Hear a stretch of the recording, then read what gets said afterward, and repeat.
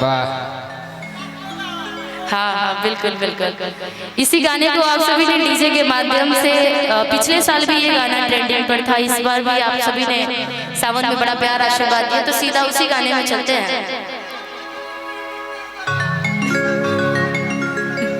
ये आपका आशीर्वाद है, आपका प्यार है, आप सभी का ही। आइए सीधा उसी गाने में एक पत्नी अपने पति से कहती है कि सुनिए पति देव जी, सावन का महीना है, आप देवघर नगरी जा रहे हैं, रास्ते में भांग धतूरा पी रखे हैं, बड़ी डर है कि पता नहीं आप गाड़ी लेकर जाइएगा तो कैसे जाइएगा। पत्नी बड़ी डरे हुए मन से अपने पति से कहती है क्या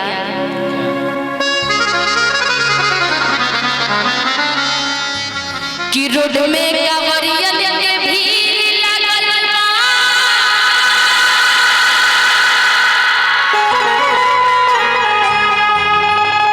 अरे बाप रे इतनी सारी आवाजें कहाँ से था?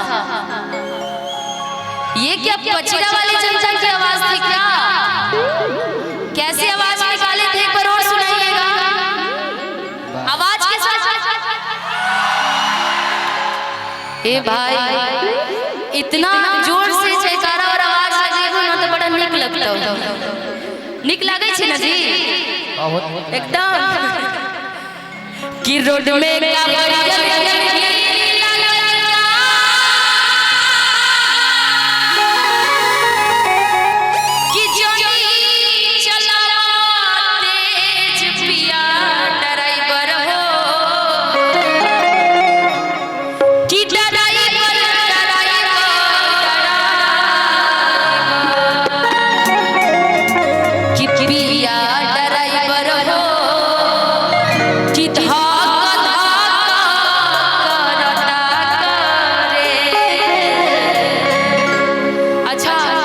पिया ड्राइवर है क्या जो डांस कर सकता है? कोई छोटा बच्चा वगैरह यहाँ का जो पिया ड्राइवर बने, बस फील करना कि भांग धतूरा खाए, खाना नहीं है।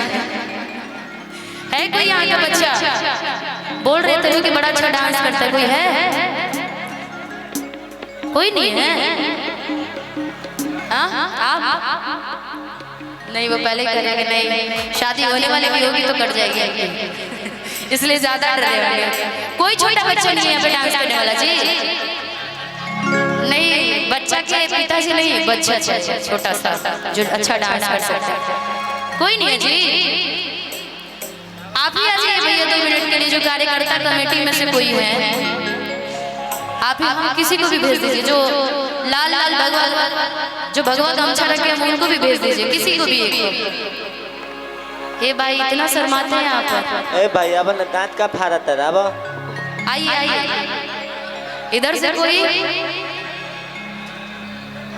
हाँ एक गमछी दे दीजिएगा, किसी के पास गमछी होगी तो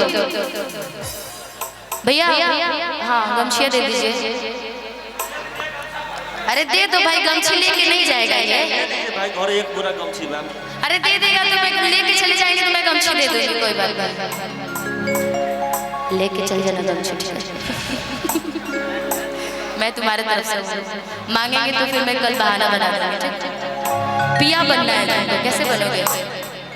पगड़ी बांध के, जैसे बोलबम जाना है कल सुबह, यहाँ के लोग बोलबम जाएंगे ना जी, पगड़ी बांध। लेकिन एक पत्नी भी चाहिए इनकी, एक औरत भी चाहिए, कोई लड़की, एक और लड़का, कोई छोटा चाहिए जो इनकी पत्नी बने। औरत में एकरा के ले लो, एकरा के किसी एक आदमी को और भेज दीजिए। अरे कोई एक आदमी और आ जाइए, आइए भैया अभी में से कोई। ए छोटू तुम आ जाओ, मेरे साथ जो छोटू है वो नहीं, तुम आओ। कितना डरपोक हो भाई, कितने डरते हैं सब यहाँ पे। कोई नहीं है? जाओ छोड़ो, मैं ही तुम्हारी बीवी बन जाती हूँ। इन लोगों को कितनी हंसी आ रही है, देख रहे हो ना? क्या नाम है आपका? कपकपा क्यों रहे हो? अरे अनकंफर्टेबल फील मत करो, एकदम अच्छे से। क्या नाम है आपका? जितेंद्र कुमार। जितेंद्र कुमार जी, यहाँ से नजदीकी घर है कि दूरी पर है? शराबपट्टी, आपको गोर राउंड। अब इतना मुझे नहीं पता, मतलब किलोमीटर कितना होगा? लगभग 20 किलोमीटर। 20 किलोमीटर दूर से आए हैं? अरे बाप रे। चलो तो अच्छा है। कल देखो इधर जितने कैमरे वाले लोग आए हैं ना, सब पे पता चलेगा कि निशा जी का पति देखिए कौन। हे भगवान, कभी कभी मैं खुद ही फंस जाती हूँ अपनी बातों में, लेकिन कोई बात नहीं, चलेगा ना जी। आपको फील करना है कि आप गांजा और भांग पी रहे हैं, और मैं अपनी पत्नी आपको समझा रही हूँ कि आप रास्ते में जाइएगा, भांग तो तुरंत पी रखी है, गाड़ी अच्छा से चलाइएगा, ठीक। हाथ ऐसे कीजिएगा आगे कि रोड में कावड़िया के भीड़ लगल बा,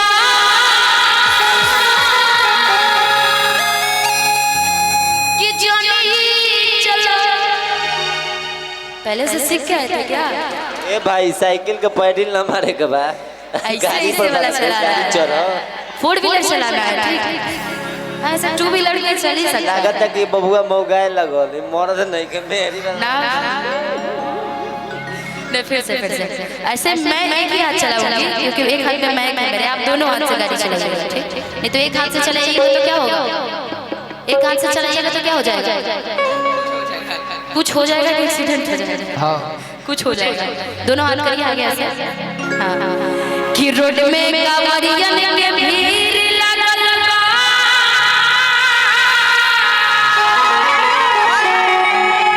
कि जोनी चलावा तेज पिया ड्राइवर हो।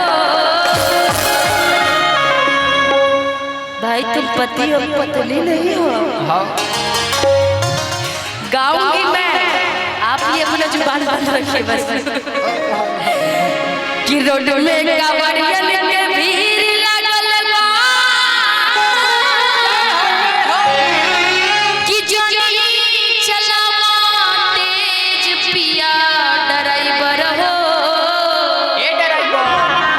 कि धक्का करता करे कर